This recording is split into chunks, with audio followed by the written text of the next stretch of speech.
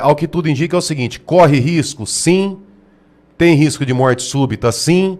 Tem risco de AVC? Sim. Considerando o histórico recente de queda com traumatismo crânioencefálico e confusão mental associada ao uso de medicamentos com ação central, o paciente apresenta risco aumentado de novos eventos semelhantes caso esteja em local sem observação contínua e sem pronta resposta médica? Sim. A não observância das medidas médicas descritas podem acarretar risco de complicações graves como pneumonia, pneumonia aspirativa, insuficiência respiratória, AVC, insuficiência renal, quedas com traumatismo craniano ou morte súbita. Os peritos dizem, ao que tudo indica é o seguinte, corre risco? Sim.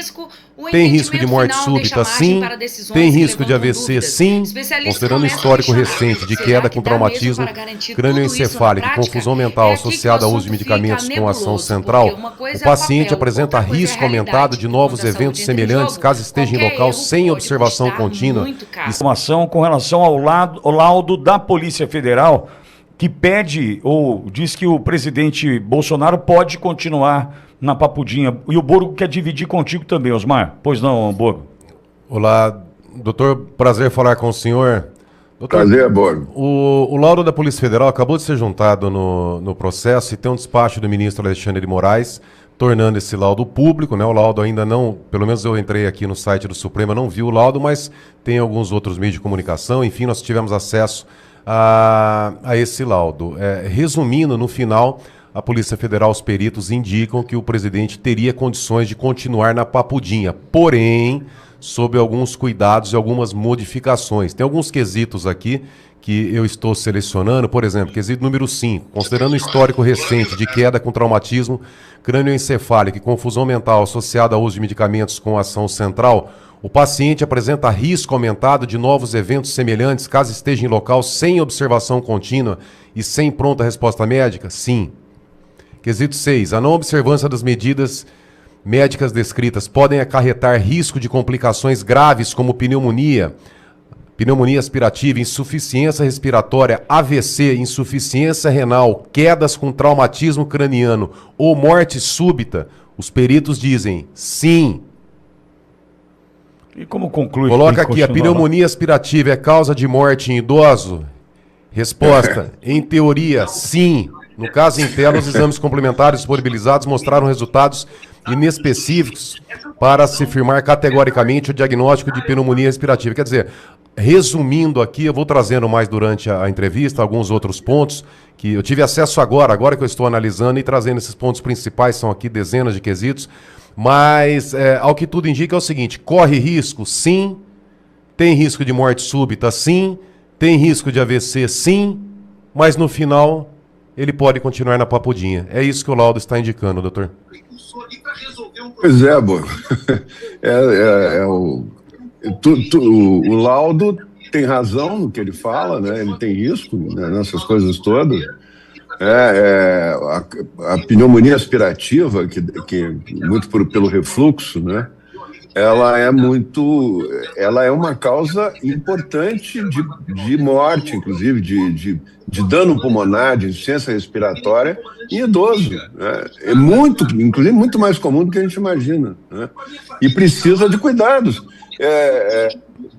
Todas as causas, né? Esse negócio do medicamento para o soluço, né? Que pode causar alguma confusão, ser responsável pela queda dele, ele precisa de atendimento contínuo. Como é que vai ter atendimento contínuo? Vai ter um médico lá no quarto com ele o tempo todo? Vai ter uma enfermeira com ele o tempo todo? Por que ele não pode ficar em casa? Qual é o problema dele ficar em casa, em prisão domiciliar? Pela idade, pelo risco.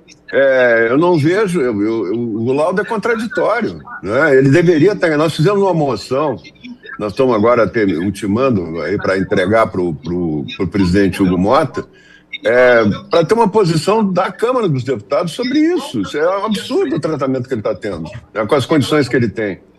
É uma pessoa que fez 8 cirurgias, né? Agora, a última agora, há poucos dias atrás. Mas era cirurgia de hérnia, mas era hérnia bilateral, mexer no aparelho, no abdômen de uma pessoa para fazer uma cirurgia de hérnia, um abdômen que já foi super manipulado, já tem fibrose, praticamente ele não tem parede abdominal mais muscular, ele está tudo com tela, né? Por que ele não pode ter o atendimento em casa? A pergunta é essa. Atendimento em casa, ele vai ter sempre alguém da família com ele, né? Ele pode ter um enfermeiro, uma pessoa contratada para ficar ali com ele, e não bota em risco a vida dele. Quer dizer, a vida dele tem um risco muito menor em casa do que na Papudinha. O melhor é que eles façam atendimento, né? Como aconteceu lá na Polícia Federal. Ele caiu no chão, perdeu os sentidos, bateu com a cabeça, teve um traumatismo craniano, ficou não sei quanto tempo lá, horas, ele pode ter ficado lá desmaiado, porque só foram descobrir a hora que chegou a esposa, a Michele, lá para visitar ele, né? Então, esse o tratamento que vai dar para um presidente da República, o maior líder vivo desse país. É esse o tratamento que está se dando para ele, né? Então, eu acho que nós temos que ter, até por um crime que ele não cometeu também, né? Vamos falar claro aqui também, né? Um crime que, na minha opinião, foi decisão da Justiça, a gente respeita a decisão, mas pode discordar, né? Eu acho que o que aconteceu com o que o Fux falou, né? O que a defesa do Bolsonaro apresentou, é óbvio que não teve golpe, não estava nem no Brasil, né? As pessoas que estavam lá não tinham arma, não tinham nada, não tinha esquema militar, não tinha nada, né? Não existia o comando do Exército, da Marinha, da Aeronáutica, já tinha sido transferido para os comandantes nomeados pelo Lula, ainda no Bolsonaro. O Bolsonaro nomeou antes de viajar para o exterior. Então, assim, a gente já cansou de falar sobre isso, mas é bom lembrar que ele está cumprindo uma pena por um crime que ele não cometeu, né? E tá com problemas graves de saúde, sérios de saúde, né? E tá sendo negado a ele um direito. Ele tem 70 anos, filho. Ele devia estar em prisão domiciliar já há muito tempo, né? Se há o caso de mantê-lo em prisão, né? E a nossa moção diz isso, inclusive detalha exatamente como esse laudo detalhou aí. A moção que nós estamos fazendo essa tomada de assinaturas aí há uns 15, 20 dias, porque era período que o pessoal estava todo fora de Brasília, era difícil localizar, né? Agora a gente está terminando de colher assinaturas, a gente vai ter aí um número grande de assinaturas, pedindo uma posição da Câmara, que a Câmara encaminhe um pedido de prisão domiciliar para ele, né? Enquanto não solta, porque eu acho que ele tem que estar solto. Eu quero ver ele solto ainda, né? Em algumas semanas no máximo, né? Para exercer a cidadania dele, né? Então, assim, eu acho que nós temos que enfrentar essa discussão, e esse laudo aí é um laudo que diz tudo, tio. O laudo diz tudo, só conclui errado, né? Doutor, tem uma questão aqui, continuando nesse quesito, peço a licença do senhor para aproveitar o conhecimento que o senhor tem nessa área. Quando teve essa questão da queda, eu dei um exemplo aqui, o meu pai ele foi internado, ele tomou um tramal, acho que foi, e ele caiu da cama, ele quebrou o fêmur, e ele não teve consciência, né? Ele foi descer da cama, ele não podia, ele quebrou o fêmur, e eu questionei o senhor à época se alguns medicamentos poderiam alterar ali a consciência da pessoa, produzindo a queda. E aqui o senhor disse que sim, né? Dependendo do medicamento, que altera, mas aqui, ó, o quesito 6, o tratamento de soluços incoercíveis com drogas que atuam no sistema nervoso central, por exemplo, gabapentina e clorpromazina. Pode causar alterações no nível de consciência, sonolência, alucinações e outras alterações de comportamento? A resposta, sim. Quesito 7. Claro. A interação medicamentosa com esses medicamentos pode causar alterações no nível de consciência, sonolência, alucinações e outras alterações do comportamento? A resposta do perito, sim. Quesito 8. Pacientes idosos têm maior risco de quedas quando não assistidos em suas atividades cotidianas? O uso de drogas que atuam no sistema nervoso central, causando sonolência ou alterações no nível de consciência, aumenta significativamente o risco de queda em idosos? A resposta é sim. E mais aqui, para terminar, para fechar esse raciocínio, o quesito 9. Depois de tudo isso que ele disse, que causa a confusão mental, diz o seguinte: o episódio recente de queda da própria altura com traumatismo crâniofacial indica risco real e atual de recorrência, especialmente na ausência de vigilância contínua no ambiente controlado? Sim. Eles estão dizendo que há possibilidade, nós sabemos, mas agora, doutor, está documentado na perícia que o presidente tem risco de queda novamente, inclusive assumindo com óbito e com AVC. Olha, qualquer pessoa que não tivesse uma animosidade tão grande pelo Bolsonaro, qualquer ministro do Supremo que fosse encarregado de... mas o laudo é dos médicos, mas que laudo é esse? Diz todo o risco e depois diz que conclui que não é? Que não tem, que ele pode se tratar... Como é que ele vai se tratar na Papudinha? Como é que ele vai ter cuidados na Papudinha? Vamos botar um mini hospital ali para ele? Vai ter gente entrando e saindo o tempo todo, gente com ele, cuidando o tempo todo? Isso não vai acontecer, é uma prisão, né? Então, ele tem... Eu, se fosse um ministro, até para me preservar e preservar a responsabilidade, com todos esses quesitos apontados, que são... Inclusive, é interessante que nós apontamos todos esses quesitos no manifesto que a gente está terminando de recolher assinatura agora para publicar e para entregar para o Hugo Mota, né, para o presidente da casa. Nós vamos mandar para o presidente da República, vamos mandar para o presidente do Supremo, vamos mandar para quem a gente achar que deve ser mandado isso, para alertar, né? E pedir. É uma questão humanitária, né? O presidente está em situação... Olha, o Lula, com todo o cuidado que tem, ele em casa mesmo lá e tal, ele teve 2 traumatismos cranianos, um depois do outro. E por quê? Porque o primeiro não aconteceu, no momento não aconteceu nada, ele perdeu o sentido só, né? Mas depois teve um sangramento lento de veias dentro do cérebro que provocaram outro hematoma e ele teve que operar às pressas, teve que tirar o outro às pressas. O cérebro de uma pessoa idosa, quer dizer, o cérebro pode funcionar muito bem, mas ele é mais frágil, né? Ele é mais sujeito a rompimento de vasos, né? A ter hematoma, a ter hemorragia. É uma forma de AVC, isso, de acidente vascular cerebral, de derrame, né? O nome diz, né? Derrame é o nome popular, né? Então, ele está sujeito a isso, minha gente. Nós não podemos subestimar 9 itens, só um diz que não tem problema, que ele pode continuar na Papudinha. O que é isso? Olha, só se a Papudinha virar um hospital. O outro quesito aqui, em cima, com base no que o senhor está dizendo, quesito de número 12. Eu mandei no celular do senhor, tá, doutor, o laudo pericial, mas o quesito de número 12.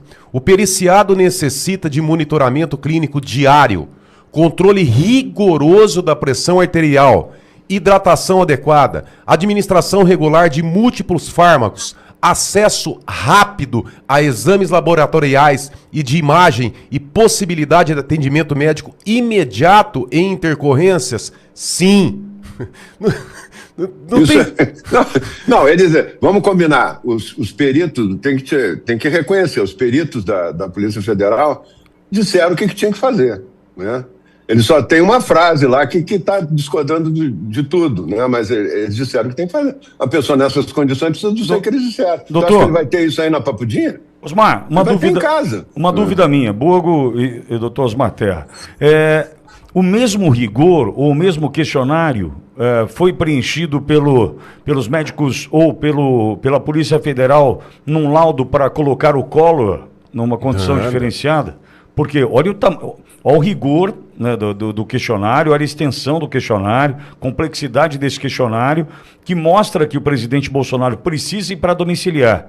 Se não há isonomia, equidade nas decisões, a gente mostra mais uma vez o tamanho da perseguição, né? Mas eu quero deixar aqui uma situação muito clara, doutor. Eu advogo na área criminal há 20 anos, tenho um certo conhecimento nessa área, porque é o seguinte... O quesito número 6, esse laudo aqui, eu entendo juridicamente que ele não deixa alternativas ao ministro Alexandre de Moraes a não ser a prisão domiciliar. Eu vou dizer o porquê. O quesito número 6, ele fala assim, a não observância das medidas médicas descritas podem acarretar o risco de complicação graves, como pneumonia aspirativa, insuficiência respiratória, AVC, insuficiência renal, quedas com traumatismo craniano ou morte súbita.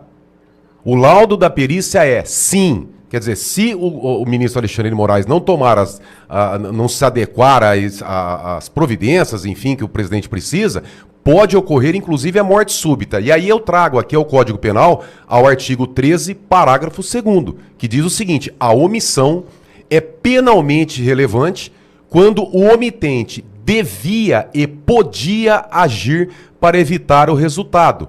O dever de agir incumbe a quem? Letra A, tenha por lei obrigação de cuidado, proteção ou vigilância. Quer dizer, com esse laudo aqui, doutor Osmar, fica muito claro que o presidente tem uma situação delicadíssima de saúde, que se não forem adotadas as providências indicadas no laudo médico, ele pode morrer, e numa dessas, se algo acontecer, está aqui caracterizado, tipificada a responsabilidade criminal do ministro Alexandre de Moraes. Esse laudo, para mim, no Código Penal, não deixa alternativa para Alexandre de Moraes. É óbvio que nós vivemos num regime de exceção, numa ditadura, mas num país minimamente com vergonha na cara, um ministro aqui, se acontecesse algo com o presidente, ele ia para a cadeia. Eu acho até que por uma questão de inteligência, né, e de não ficar responsável pelo que pode acontecer com o presidente diante desse laudo, o ministro já devia ter, inclusive, já liberado ele para a prisão domiciliar. Né? Ele vai assumir uma carga, ninguém vai ficar vendo, não, mas eles acharam, os peritos acharam, não, os peritos estão dizendo que o estado dele é grave. Nem se compara com a situação do Collor, nem se compara, é muito mais grave. Ele tem muito mais problemas de saúde potencialmente graves e que podem subitamente piorar do que o Collor, com certeza. Né? Então, acho que aí é uma questão até de inteligência, né? Dizer, não, eu vou dar a prisão domiciliar porque eu não vou assumir a responsabilidade se acontecer alguma coisa. Os médicos estão botando a responsabilidade no colo do juiz, do Alexandre de Moraes. Mas, né? Borgo, como é que conclui, então, que ele tem que continuar Papudim? Diante de tanto sim... Veja, quem vai tomar essa decisão é o juiz. Os peritos, eles falam o seguinte, se for ofertado, se for disponibilizado esse tratamento assim, com grade, com manutenção do cuidado, com equipe, tudo, nós sabemos que na cadeia, na prisão, não vai conseguir fazer isso. Tem que botar uma UTI lá na prisão. Exato. Tem que botar uma UTI na prisão. Isso não vai acontecer. Qual é o problema de deixar em casa? Se ele vai estar com tornozeleira, vai estar com vigiado, vai estar... Qual é o problema de deixar em casa? Que vai estar a esposa, vai estar o pessoal, os funcionários da casa, vai ter o médico ali disponível a qualquer momento, vai ter visita médica de manhã e de tarde. Qual é o problema de deixar em casa? Deixando em casa, a responsabilidade de ter uma estrutura hospitalar em volta dele é muito grande. Eu não estou, acho que isso deve valer para qualquer preso, né? Mas eu estou dizendo que, no caso, nós estamos tratando de um preso que tentaram matar, que está fazendo cirurgia, já fez 8 cirurgias, tem 70 anos de idade e foi presidente da República, foi o maior líder vivo desse país. O que é isso? Né? Tem que soltar ele deve ser solto. Né? Ele deve ser solto, né? Mas enquanto não vai solto, pelo menos na prisão domiciliar ele tem que estar. Nós vamos apressar agora, diante dessa situação, nós vamos apressar as assinaturas e vamos entregar o manifesto, vamos divulgar o manifesto aí da Câmara dos Deputados, né, sobre isso. Eu vejo que juridicamente, deputado, esse documento, eu não sei como é que a imprensa aí vai tratar esse documento, mas juridicamente eu vejo que esse documento não deixa alternativas ao ministro Alexandre de Moraes. Coloca ele, principalmente... Aqui enquadrou ele, principalmente sendo um violador de direitos humanos sancionado, apesar das sanções estarem afastadas pelos Estados Unidos, os efeitos da condenação do processo dele estão afastados, mas o fato não se afastou, o Clezão não voltou a viver. Então já tem uma morte, quer dizer, agora está documentado que se algo acontecer com o presidente, o Alexandre de Moraes tem que ir para a cadeia. Porque ele não vai ter como instalar um hospital em volta da cela lá da Papudinha. Ele não vai ter condição de fazer isso. E seria uma coisa inédita na história do país, né? Qualquer paciente, qualquer pessoa presa com essas condições físicas e esse risco, os médicos deram um recado. Os médicos não esconderam nada. Eles deram um recado. E botaram na responsabilidade do ministro. Então, eu acho que, até por inteligência, o ministro deverá, não sei se ele já tomou a decisão final, mas ele tinha que ter decidido já colocar em prisão domiciliar. Ele mandou intimar, o deputado, estou aqui com o processo, ele mandou intimar a defesa do presidente Bolsonaro para se manifestar, até para oferecer quesitos para os peritos se manifestarem, mas enfim, eu concordo com o senhor. Daqui para frente, com a juntada desse laudo, Qualquer Não. o que acontecer já está materialmente provada a responsabilização do ministro Alexandre de Moraes. Borgo, e doutor Osmar, e qual foi a estratégia do ministro em tirar o sigilo desse laudo? Porque joga contra ele.